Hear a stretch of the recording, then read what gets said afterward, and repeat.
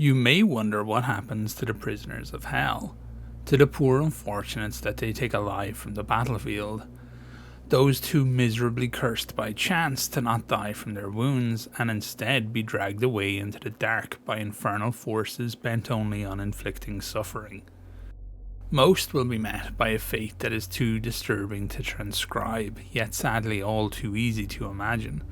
But a handful, the most devout, the most faithful, those with the highest of trust in the militant Christ the Lion, they will be made an example of, turned into weapons the like of which no mortal could consider permissible. Some might even be the target of such a fate by hell, specifically hunted down, torn from their homes, their families left slaughtered, as an insult to the Almighty.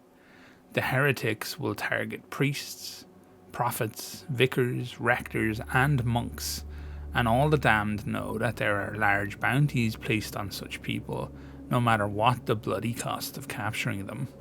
These souls that are designated as worthy by the princes of hell, they will undergo the brutal and torturous process of becoming a Goethic Warlock. This is a process that involves years of pain, suffering, treachery, manipulation, and punishment. It is bad news for those of the firmest of faith that they fall under the special jurisdiction of hell's most talented biopriests, those skilled in the arts of rune writing, metallurgy, and demonic construction. Before that, they will end up in the grasp of skilled flesh shapers, creatures of hell who can visit Earth, capable of focusing incredible infernal powers in order to torture mortals in ways none would have deemed possible until the opening of the gates of Inferno. The process begins while the victim is still on the earthly plane. These poor creatures will find themselves distorted and twisted into shapes beyond the constraints of what you could consider human. Bones and muscles are stretched and pulled, and the flesh is cut deeply, and their soul is inflicted with agony. They will be brought to the very brink of death, their mind assailed by images of endless suffering before being fully healed by the energies of the flesh shapers.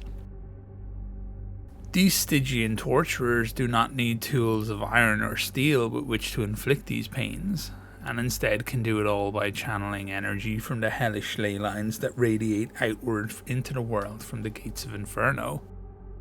This process will continue until madness from the pain drives the poor soul to agree to a demonic pact, forced to turn away from the light of heaven by this sheer primordial need to make the intricate and exquisite patterns of pain that they have been afflicted with stop. They will often be lulled into acquiescence in their moments of greatest weakness with promises that the pain shall end, that merely turning their back on God is enough to buy them station and importance in hell. It might seem madness that the truly devout could be broken and swayed in such a way, but the pain they will have endured will have been incredible, lasting for weeks or sometimes even months on end. Sadly, like all things involving hell, all words and promises are as dust on the desert wind, and they find themselves cast into affliction cages and dragged deep into the inferno to the death factories of the third circle. Had they managed to withstand their earthly suffering, eventually death could have claimed them when the flesh shapers eventually grew tired of their games.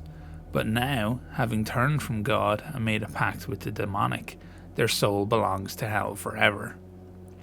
Upon arrival at the death factories, they are transferred deep below the cracked and charred surfaces of hell to the experimental biochambers beneath, where their true suffering begins.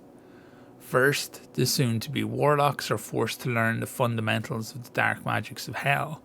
Each potential spell to be cast and manipulation to be wrought requires a channel through the body of the warlock.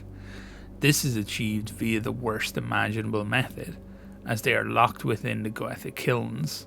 Here, each layer of skin, muscle, sinew and tendon is stripped away in increments, while the biopriests flood the chambers of the kiln with smoke from the burning parts of various demonic creatures. All the while, the flesh shaper magic continues to keep the suffering victim alive, experiencing now in hell a level of pain that dwarfs the memory of what they suffered whilst on earth. When the captive has been reduced to little more than bone, skeleton made impossibly hard by the primeval magic used in the reduction of a human being to magically reinforced char, they will make their second pact, or be sent forever into the boiling pits of hell, where they will know nothing but pain until the stars finally die in the night sky. Upon agreeing to become the walking shade of death known as the Goethic Warlock, that the fire of their pain will end, replaced instead with a brutal coldness and a complete removal from whatever finer elements of their mind and soul had made them human. They are now forever lost.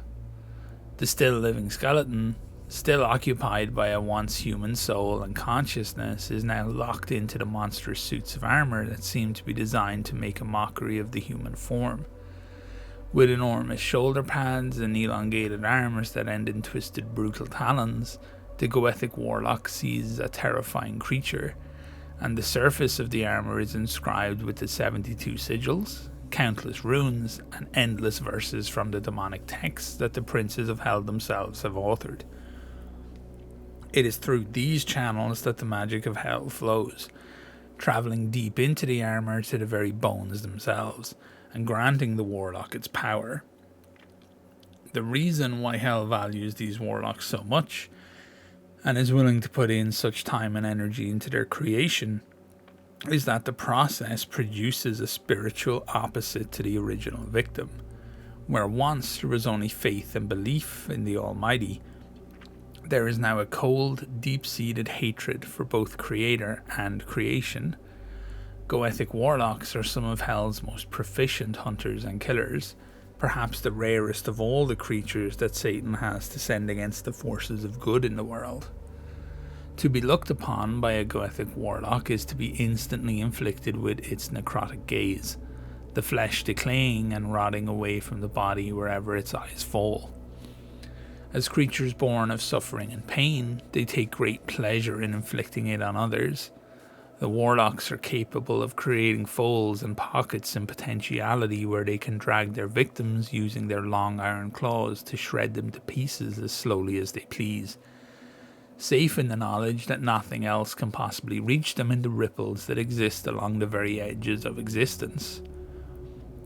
Being creatures of such intense rarity means that only the most favoured of Hell's forces will get access to them for their part in the war efforts. They will be used to hunt down troublesome enemy commanders, bring back relics that have been lost on the battlefield, and upon occasion have even been used to administer punishment to those infernal loyalists who have deemed to have failed their commanders. They say that the commander who failed to take the final garrison of New Antioch in 1545, thus allowing humanity to keep a vital foothold and rebuild an immense fortress in the Levant, was tortured for 60 days and nights by 2 flesh shapers and a Goethic Warlock. A uniquely disturbing fate, even among those who fail the Lords of Hell. It is also said that should you ever come face to face with a Goethic Warlock, then you have seen the very face of Hell itself, and the only option left to you is to run. If the Warlock gets close enough, there will be no other option.